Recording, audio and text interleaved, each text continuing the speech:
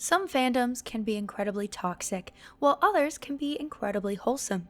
Take the Harry Potter series as an example of the former. All you have to do is say, I don't think Snape is as good of a guy as everyone makes him out to be. He's actually a worse bully than James was.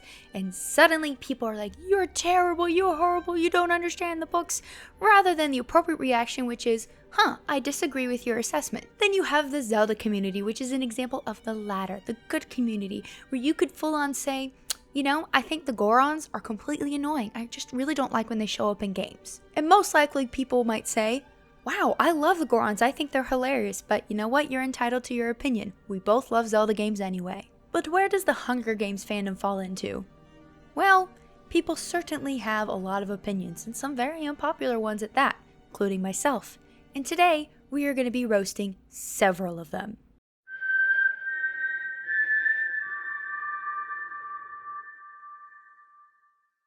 Hey y'all, I'm the Geek Apprentice and welcome to Hunger Games Month, except it's not actually Hunger Games Month yet.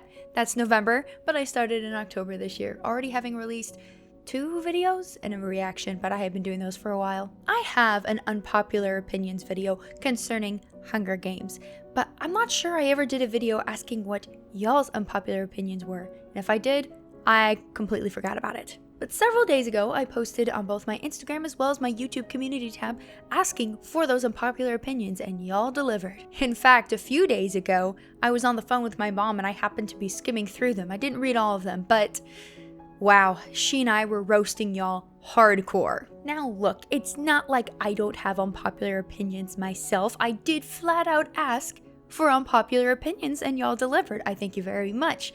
But I also mentioned in both forums, Instagram and YouTube, that they could get featured in a video. So when you commented, you opened yourself up to this.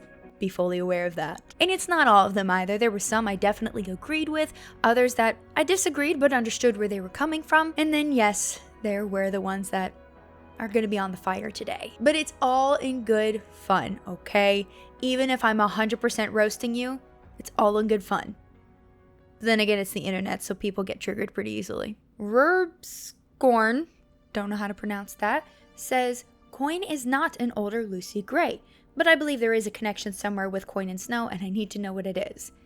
For your first comment, I don't think that's unpopular. I think it's absolutely ridiculous that people are saying Coin is just an older Lucy Gray. Like, I'm sorry, did you read the series at all? Anyone who thinks that is insane.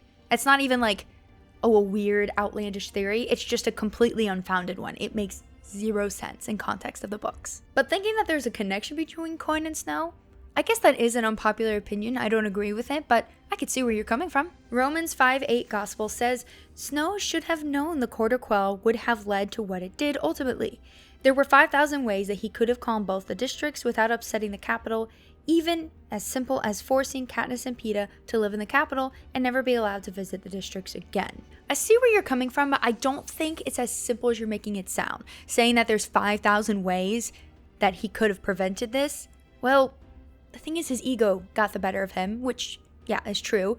As well as, when you understand the prequel now, you understand why he was so hyper-fixated on Katniss. Yeah, like that makes a huge difference in my opinion. So I'm not disagreeing with there were a bunch of ways that he could have prevented it, that he could have calmed down the districts.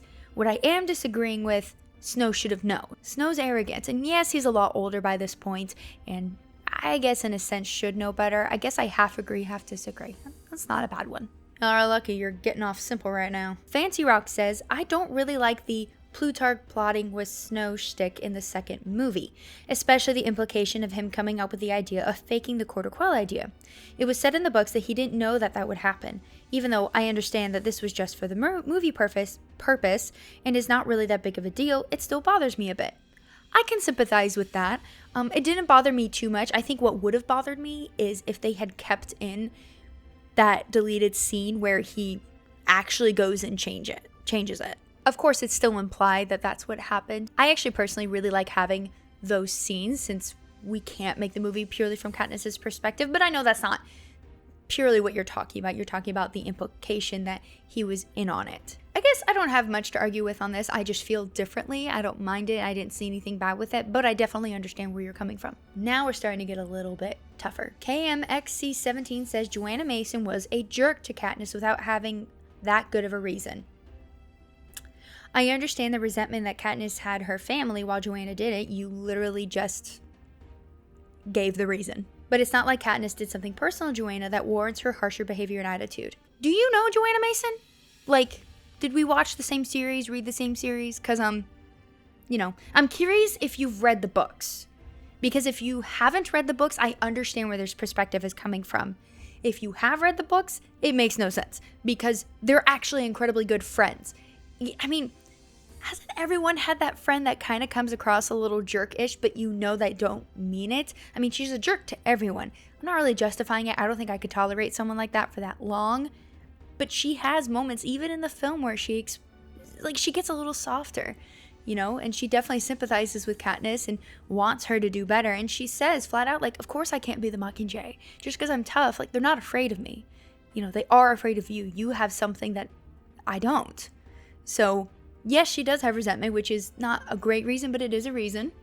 And yeah, I just have to wonder if you've read the books. Let me know if you're watching this. If you haven't read the books, I can kind of see where this is coming from. If you have read the books, you might want to read them again. I told you, I'm going to be ruthless. It's all in jest, I think. Draconic Night Raven says, the first mutts should have looked more like wolves like they were supposed to, not pit bulls. That's not an unpopular opinion. Anyone who's read the books would agree with that. Gale should have died instead of Finnick. This is going to come up a lot in this video, but people not understanding the symbolism of Gale and Peeta. It's not just the romantic love subplot. That's not what it is. It's there, yes, for the teens because it is a young adult novel, but I'm going to get more on this later because there's another comment that addresses this, but people who make these comments about Gale don't understand what he's supposed to symbolize. So, if this is your comment, stay tuned, because I'm going to go into that further. I would have loved for Effie to have been in the Mockingjay book like she was in the movies. I thought that at first, like I kind of agree, but in hindsight, I like the mystery of where'd she go? I understand why she was there in the film. She had to be, because we didn't have the whole backstory with the prep team. But, you know, I think that would have actually helped, you know, people see what Gale symbolizes actually if they had kept that whole side story with the prep team. But, you know, even with 2 films, there wasn't enough time for that. So I like the mystery of her not being there. I think Gale should have been Katniss's cousin like Suzanne was going to make him red. They clarified that they don't have full proof of that. But no. Again, I'm going to go into this later, but there's specific symbolism between Gale and Peeta, and if he was her cousin, it wouldn't have worked as well. It could have, but not as well. Oh, this was the one my mom and I roasted the absolute most. But I will give this person credit. They're called Just Some User. They preface their comment with, I feel like I'm going to get eaten because of this one. At least you acknowledge it, okay? Thank you for your comment. You're about to get roasted so hardcore. You keep using the word. I don't think it means what you think it means. But I have to be careful too. Coin isn't an awful villain. People in her position are always like this. And that's a good thing? No, it's not. The history of my country, I don't know where you live, shows it. And some of us praise people like her. I'm concerned about your people. She's giving dictator vibes. Yes, she is. But I don't think that her regime would have been any worse than Snow's, at least more equal. Equally what? Equally poor. Equally tortured. That's what happens to societies like Coin's. Equally poor with a huge gap. And then the elite, who get to do whatever they want because they have total control over the poor who can't work their way up. So, yeah. She is giving dictator vibes. She probably would have been worse than Snow because she would have learned from his mistakes. I guess I didn't roast you that hard. I could have, but I'm going to leave it there. Because like I just felt the need to go gentler simply because you had such a good preface. Like at least you understood that you were probably going to get eaten for it. And we can come to an understanding on that. There's a really, I'm sorry, dumb reply to this comment. I'm not going to do it. Not going to do it. Not going to do it. Cousins talk crime. Okay, I hadn't read your comment, but I tried to look up your channel because I was like, that sounds like a YouTube channel. Cousins Talk Crime. You even have a great banner photo and everything. And there's no videos. Please make videos. I want to hear these cousins talking crime. Madge should have been a bigger part in both the books and definitely the movies. The movie one is not an unpopular opinion, I don't think at all. Everyone was like, she should have been there simply because of what happened with the pin. The pin means nothing because of cutting Madge out. And the way they handled it, I should say. As far as being a bigger part in the books, though, I don't know. Not everyone can be a highlight character, you know? Not everyone can be front of the screen, if you will. Front page, if you will. Some people have to be more background characters and their significance still be strong, but muted in the background. Oh, Gale should have ended up with Joanna. They should have been a thing. Are you one of those people who just ships anything that walks? Like, I'm sorry. Joanna needs to remain on her own, just like Haymitch. Oh my gosh, if there's a comment in here that says Haymitch and Effie need to be together, I'm gonna lose it. Also, Gale loves Katniss. And I think he's gonna find a different, beautiful girl who's maybe a little bit softer and gentler that can match his vibes, but also willing to let him do his thing. End up with Joanna. You're insane. AGI Fanafic? Is that Five Nights at Freddy's? Something? I don't know. They say they should not have killed Madge. They just misspelled it, that's all. I do that all the time.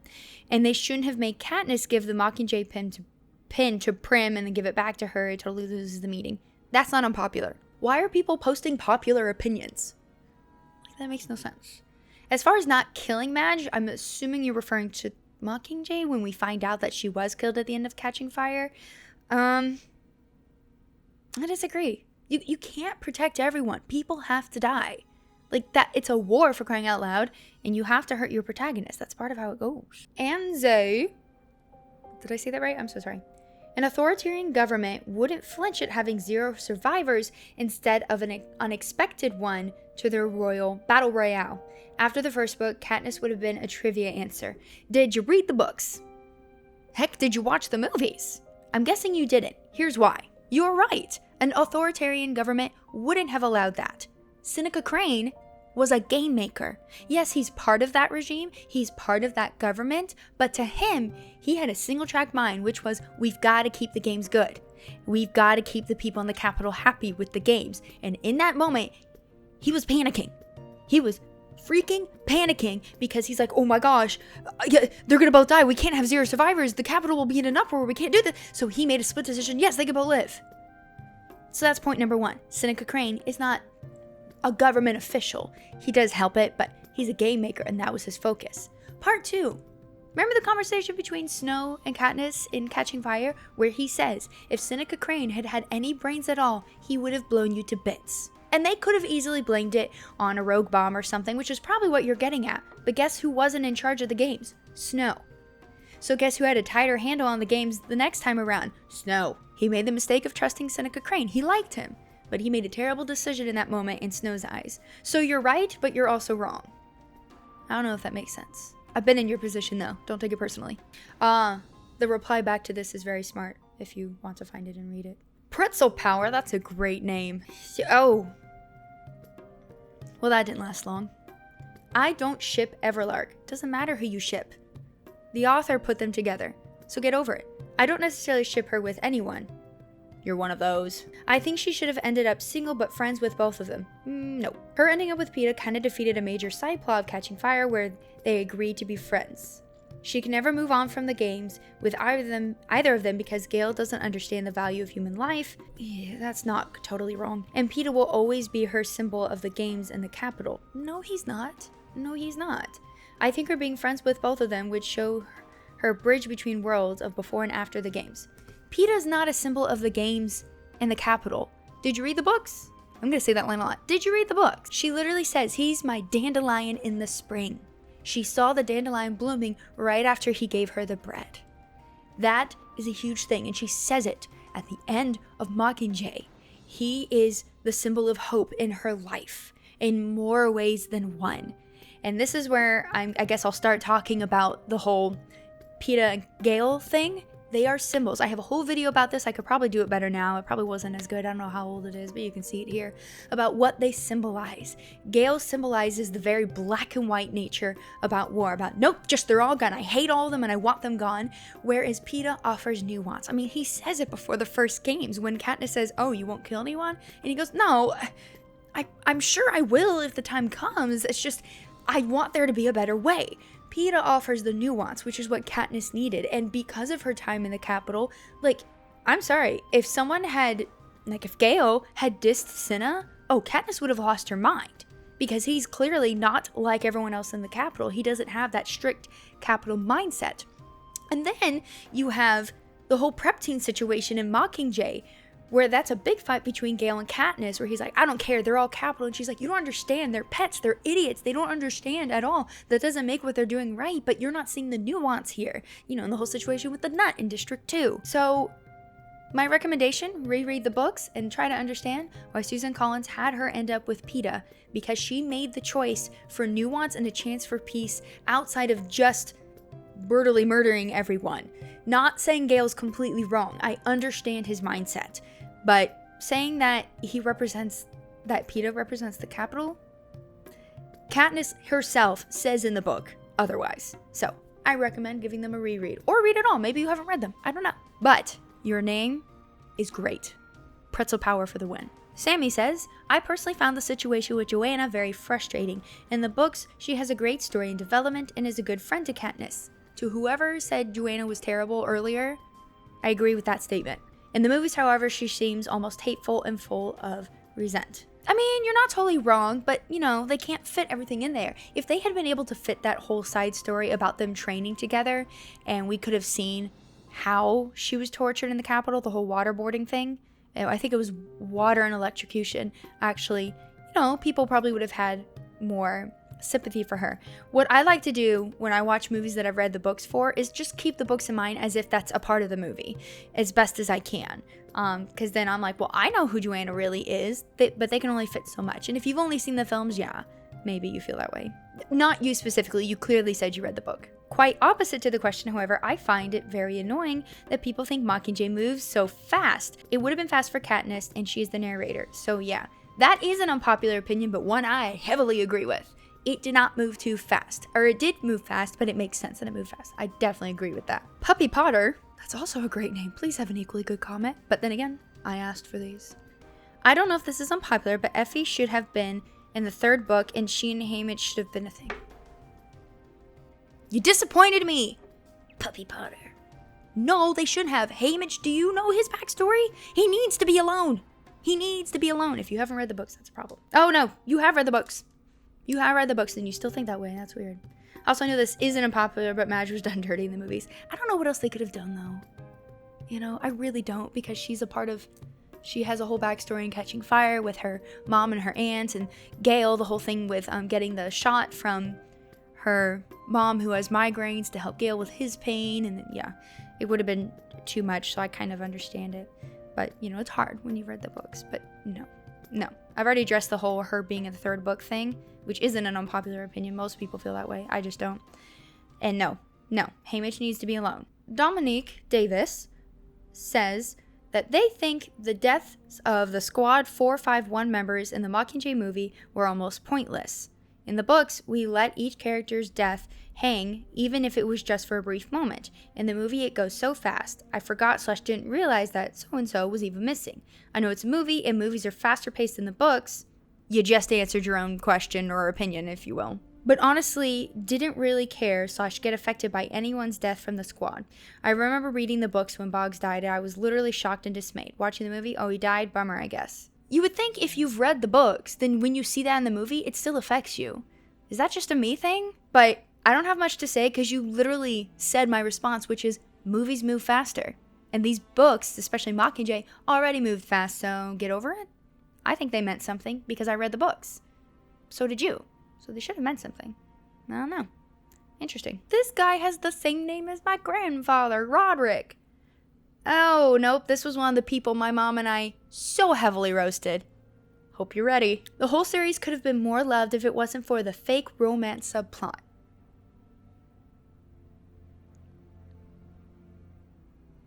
We need to test your IQ.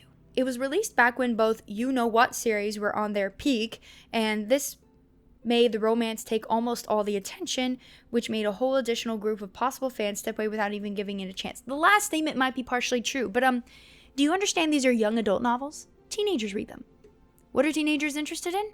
Romance. Not all the time. There's obviously a lot more to it. So guess what? When I read them, yeah, I zoned in on the romance stuff, and it's also the problem of media that they made that a big deal, not the book itself. It wasn't fake, for one thing.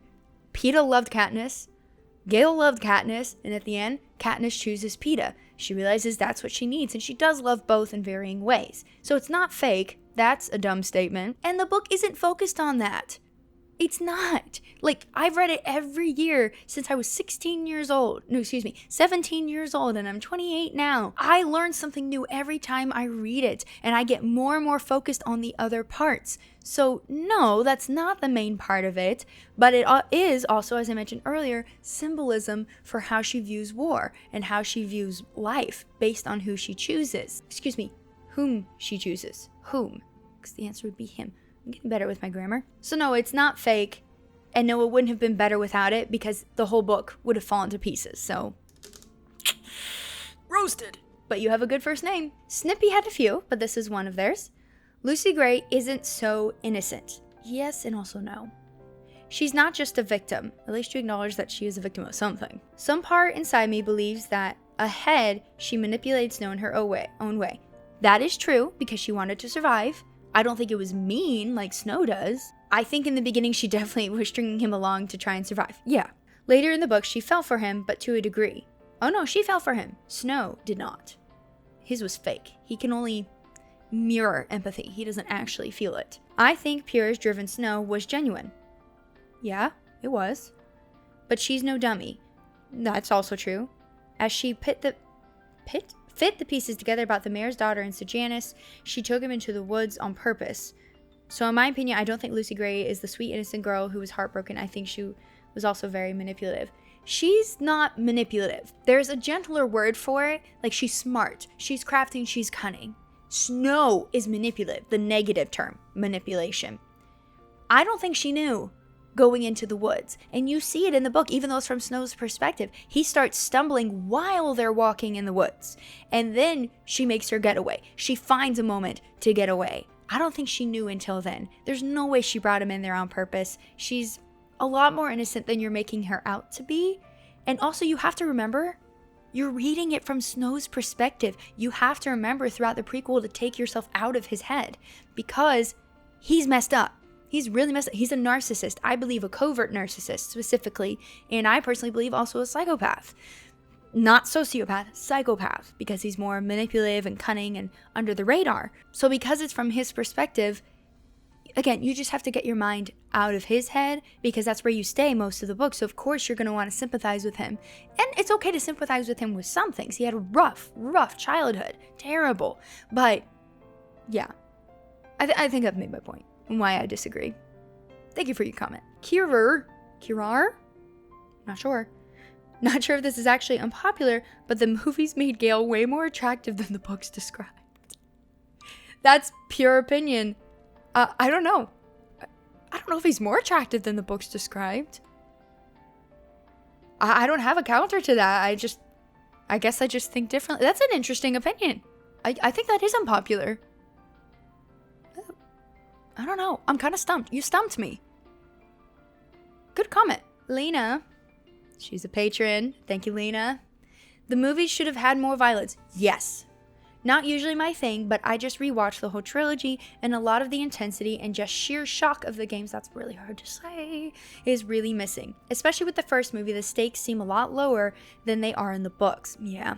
I feel like actually displaying the real brutality of the Capitol would have really helped the movies in a lot of ways. I definitely agree, but I also don't know what else they could have done. Because my unpopular opinion, I remember saying this in the video, is that the movies should have been so violent that they were rated R, which also is not my thing, but it would be very accurate to the books. But the problem is, I think they had to keep the PG-13 rating, in part, because you think about the audience. They wouldn't have been able to go see it. The main audience would not have been old enough to see it. So I think that would have been a big problem. I like the way they handled it, all things considered, but I do agree with you. The stakes were not high enough, especially in the first film. Yeah, it's because they had to cut a lot of things, and I do feel like the first director really let us down with that first book. He gave some good staples, but I think they weren't even because of him. They were because of the casting director, they were because of the producer, Nina Jacobson, and they were because of the composer James Newton Howard. I think he made a lot of mistakes, and whoever the screenwriter was, I don't know if they were the same one for the rest of it. I think they could have done better. So in a lot of ways I do agree with you. I just don't know what they would have done. This one is my favorite, and not because I'm gonna roast it. I have nothing to roast whatsoever. I'm just gonna let the comment speak for itself. It is a very great comment, and my mom and I talked about it for ages, and how it is unfortunate that this is considered unpopular, and it says a lot about Gen Z and millennials. I'm a millennial, so I'm roasting myself here. Isabel says, well, if we are talking about what's unpopular in the fandom right now, it's that these books are not a commentary on capitalism. The general consensus on social media seems to be that these books were withheld from young kids due to them being anti-capitalist, not because they're violent. In my opinion, they are much more anti-socialism, with Coin representing how communist dictators can come into power.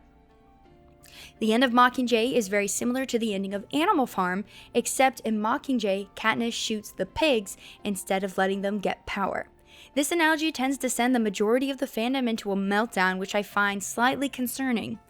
I know you don't like discussing politics, and neither do I, but seeing how a lot of people in our generation are using these books to support such a dangerous political ideology is scary to say the least. Mic drop.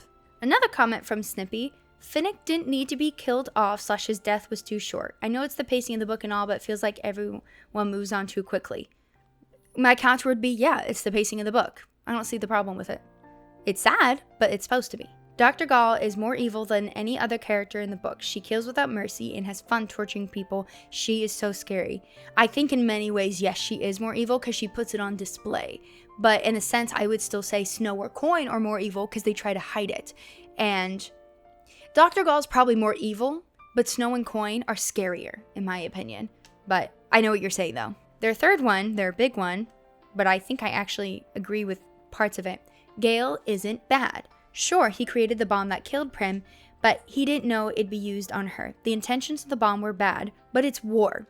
Gale shows pettiness regarding Peeta, but he's been Katniss's lifelong friend, so I understand. He's always protected Katniss's family and his own, which I admired. He's had some bad moments, but he is a good one still, like protecting District 12. I don't really get all the Gale hate, honestly. I don't love him, but I don't hate him either. I agree with that. I think the fandom's pretty divided on that one, almost evenly. You have the people who are like, Gale is the best thing ever. And then you have the people who are like, Gale is the worst thing ever. And then there's the few of us that are on the in-between like, no, he made some really stupid decisions and has some really bad intent sometimes, but he's actually a really great guy. And I said intent, but actually no, he had great intentions. It's just, he's a teenager too. He's hurt too, like Katniss. He's not good for Katniss in that sense, romantically. But yeah, he has a lot of good things, and I also don't understand the Gale hate. So I think it is unpopular, but not in the way that you would think. You and I are on the in-between where it's like, he is a great guy, he just wasn't good for Katniss and made some stupid decisions too, because he's a teenager. A traumatized teenager. Last but not least, from Jillian. My big one is that Gale didn't kill Prim. I don't think anyone says Gale killed Prim. Like, almost no one. I think it would be unpopular to say that Gale is the one who killed Prim. But I'll keep reading. The person who makes the weapon isn't the killer. It's the person that uses it. True. Weapons don't kill people unless someone uses the weapon. And it can be for self-defense. I don't understand why people hate Gale so much, similar to our last comment. He clearly cared about Katniss and her family. I mean, he took care of them while Katniss was in the games. He was already struggling to take care of his own family, but still looked after them. I agree but disagree. Yes, it's true that he didn't kill Prim, but I think a lot of the disparity is people who get mad at Katniss for saying that she couldn't stay friends with him, that she couldn't stay near him. I mean, she doesn't say explicitly, and I understand Katniss's perspective. No matter how wrong you think she is, you have to understand in her mind, she can't separate the two. She now associates Gale with that bomb that killed Prim. She cannot separate it, even if she knows logically He did not do it, and he never would have, because she's seeing more of the nuances of, like, I can't stand the innocent dying, and it's gonna happen. The innocents are gonna die. But because of their history, that made it that much harder for her to just stay quiet about it. I don't know if that makes sense. But I think your first comment that Gale didn't kill Prim is in general not unpopular. Well, not if you're smart. I'm so mean. Second, I agree that Mockingjay should have been made into 2 films, as there was too much content in the book to fit in 1 movie. I agree. Very unpopular, but I agree. Third, Joanna is the best character in this series and should have got more page time. Heavily disagree. She's a great character with a very tragic backstory, one of which we don't even actually know the full extent of. We know Haymitch's far more than we do Joanna's. We know Finnick's more than we do Joanna's. But I don't think she's the best character. And I think she got just the right amount of page time. I think it's actually a good sign when there's a character you want to see more of, but you get just enough.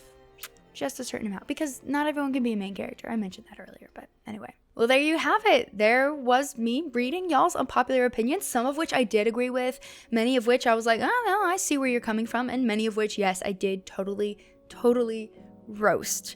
But, you know, that's just how it goes. That's why they're unpopular, right? That's why your opinion's unpopular. Although a lot of them were not unpopular opinions. I was like, maybe in those respective people's circles, they are an unpopular opinion. I don't know. That'd be interesting to check out. That's gonna do it for this video. Thank you guys so much for watching. Thank you so much to all of my supporters over on Patreon, especially Joking Batman, Lorulian Sheep, Geek Mom, and McToppler. Y'all are amazing. If you want to support the channel financially, think about heading on over to patreon.com/thegeekapprentice. You can also join a live stream and just do a one-time donation if you want, or you can check out my merch store and find some fun merch. There's not really much Hunger Games related. It's mostly Zelda. But, you know, there's that. But anyway, that's all for today. Thank you for watching, and may the odds be ever in your favor.